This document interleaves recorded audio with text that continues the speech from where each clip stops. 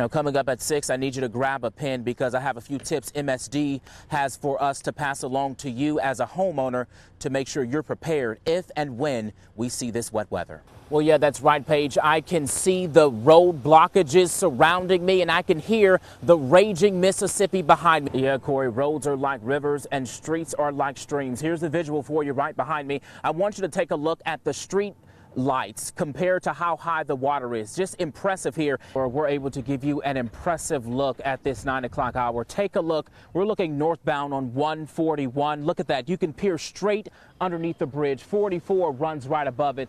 Wow, that's really the best way to describe this. The sun is up and so are the water levels here in Valley Park. A live update with MoDOT next. They're home, so people here, you can breathe a sigh of relief because it looks like later on this morning you will be able to go back into your home. I'm actually armed with a flashlight to kind of give you a better idea of what we're seeing out here right now. This is the rising water. See this debris?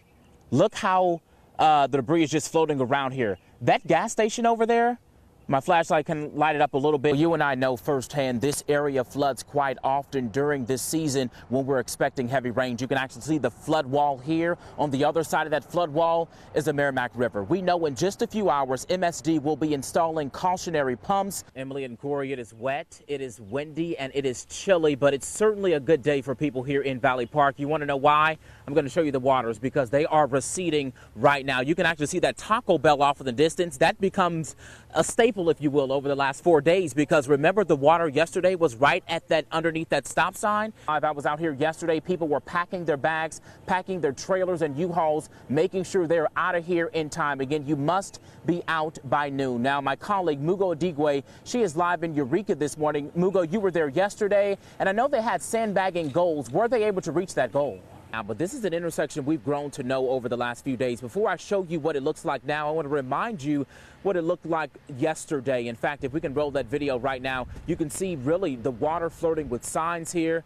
That Steak and Shake surrounded by water. In fact, that Steak and Shake that you will eventually see on the video there actually had about a 4-foot sandbag wall around it. Well, that failed. The rains are picking up this morning. The winds are quite heavy.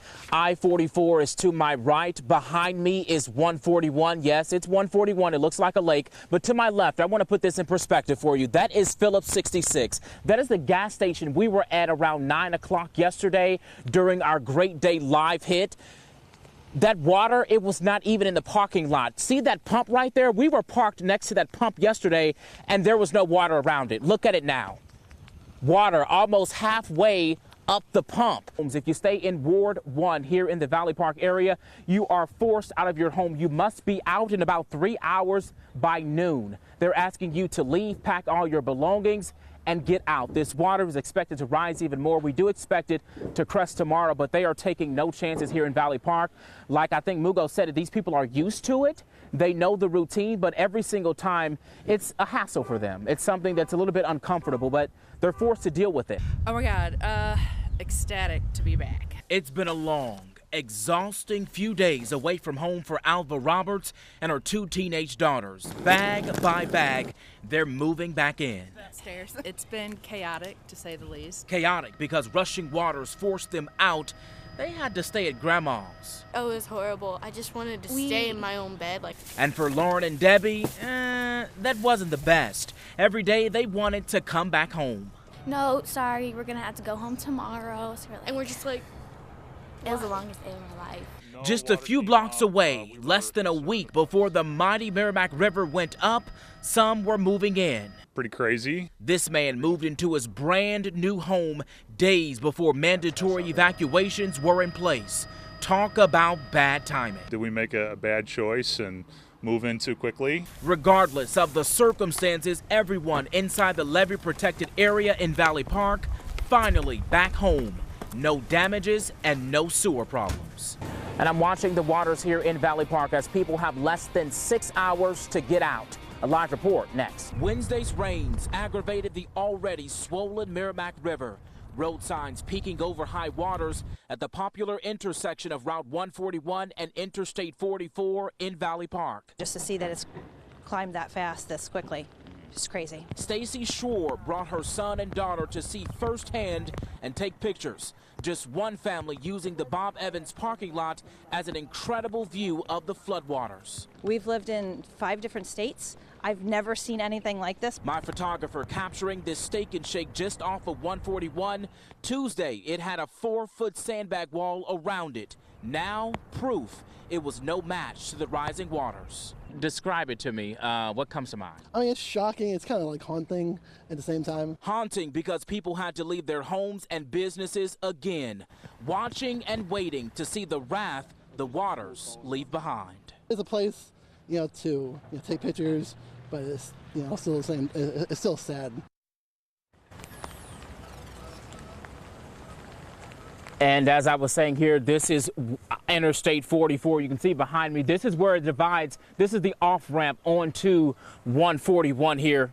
Floodwaters continue to cover it. We're standing exactly where those people were taking those pictures that you saw in that video. It's also important to mention, as Megan mentioned, it has crested here in the Valley Park area. The Merrimack River has crested at this point, and now it's a long road to recovery as these waters start to recede. We're live in Valley Park. I'm Justin Andrews, News 4.